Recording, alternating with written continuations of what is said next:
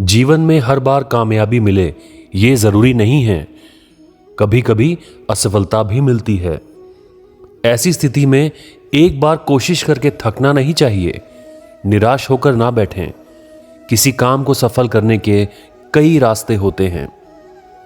जब सब तरफ से निराशा हो और चारों तरफ अंधेरा हो जाए तब क्या करना चाहिए?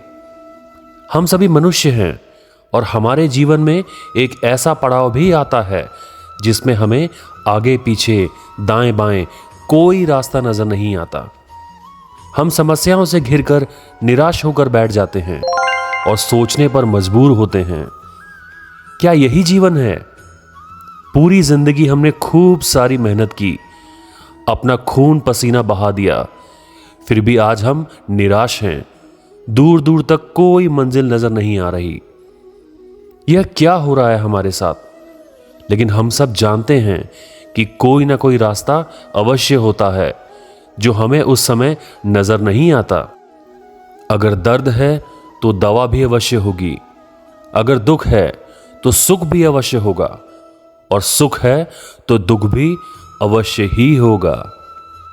यह एक दूसरे के पहलू हैं, लेकिन हम सुध बुध खो बैठते हैं और यह सोचने लगते हैं कि यह हमारे जीवन का अंत हो शायद।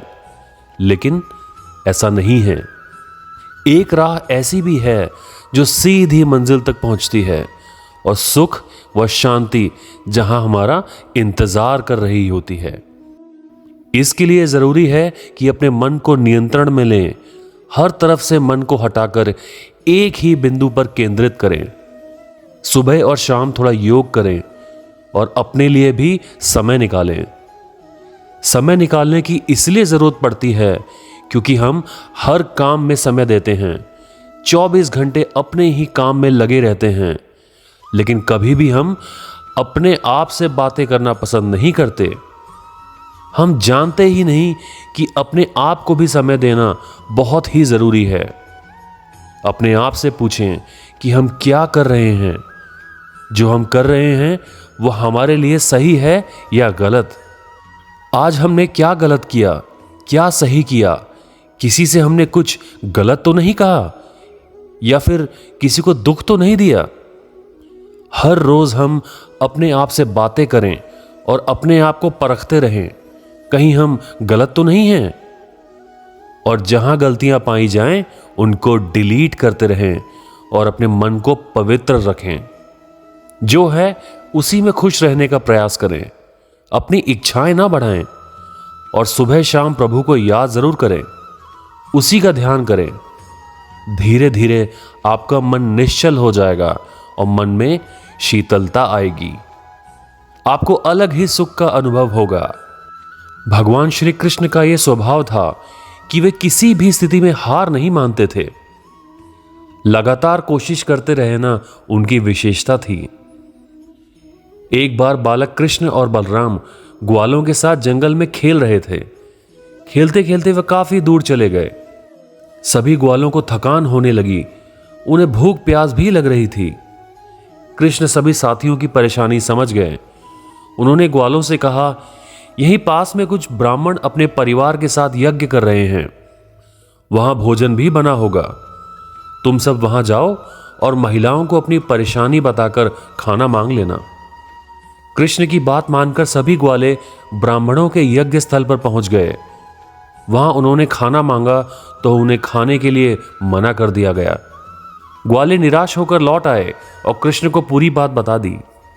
कृष्ण ने कहा, तुम फिर जाओ और एक बार फिर खाना मांगना। ग्वाले बोले, वहां जाने का कोई लाभ नहीं है।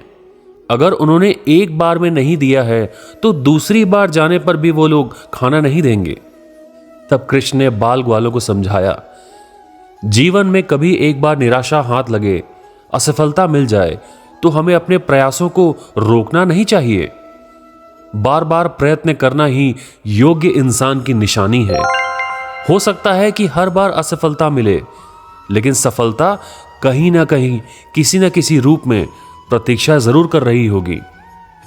तुम सभी एक बार फिर वहां जाओ, लेकिन इस बार कुछ अलग करना। इस बार मेरा और बलराम का नाम लेकर खाना मांगना। ग्वाल बाल फिर वहां पहुंच गए। इस बार उन्होंने कृष्ण और बलराम का नाम लेकर खाना मांगा तो उन्हें खाना मिल भी गया। यहां श्री कृष्ण ने सीख दी है कि एक बार प्रयास करके थकना नहीं है, रुकना नहीं है। हमें बार बार तरीके बदलकर काम करते रहना चाहिए। किसी ना किसी तरीके से हमें सफलता जरूर मिल जाएगी। जो भी आज है उसको बदलना ही है, ये एक शाश्वत सत्य है। जिस वजह से आज आप निराश हो वो वजह समय के साथ कमजोर ही होगी। लेकिन निराशा में निष्क्रिय होकर आप अपने सुनहरे भविष्य को अपने से दूर ही कर रहे होते हो।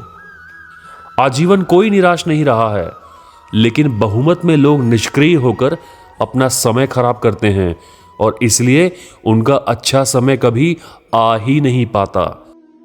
इसलिए भविष्य पर काम करो और सच को इस तरह स्वीकार करो कि अंतिम दोष अपने को ही दो, उससे सुधार ही होगा। अगर दूसरों को ही दोष देते रहोगे तो सुधार कहां करोगे। सुधार के लिए अहम का टूटना बहुत जरूरी है। कुछ ना कुछ गुंजाइश खुद में सुधार की रहती ही है। अपने मुख्य काम पर फोकस करो। जैसे कि आप पढ़ाई करते हो तो वो करो, नौकरी में हो तो काम में आ रही समस्या का समाधान करो, धंधे में हो तो उसमें किसी छोटी समस्या को हल करने में लग जाओ। कोई बहुत बड़े लक्ष्य पर काम ना करें, किसी छोटे से लक्ष्य पर काम करें। लेकिन थोड़ी सी कठिनता हो या ऐसा काम जिसको आपने लंबे समय से टाल रखा हो, अक्सर यह टाले हुए काम भी हमारे अवचेतन मन में बोझ बन जाते हैं। हम सामाजिक प्राणी हैं, हमें मनुष्य को समझने का अनुभव होना ही चाहिए। कमजोर समय का यह अनुभव आपको बेहतर इंसान बनाएगा। जब समय अच्छा आएगा आप अपने इसी गुण के लिए स्वयं पर गर्व करोगे।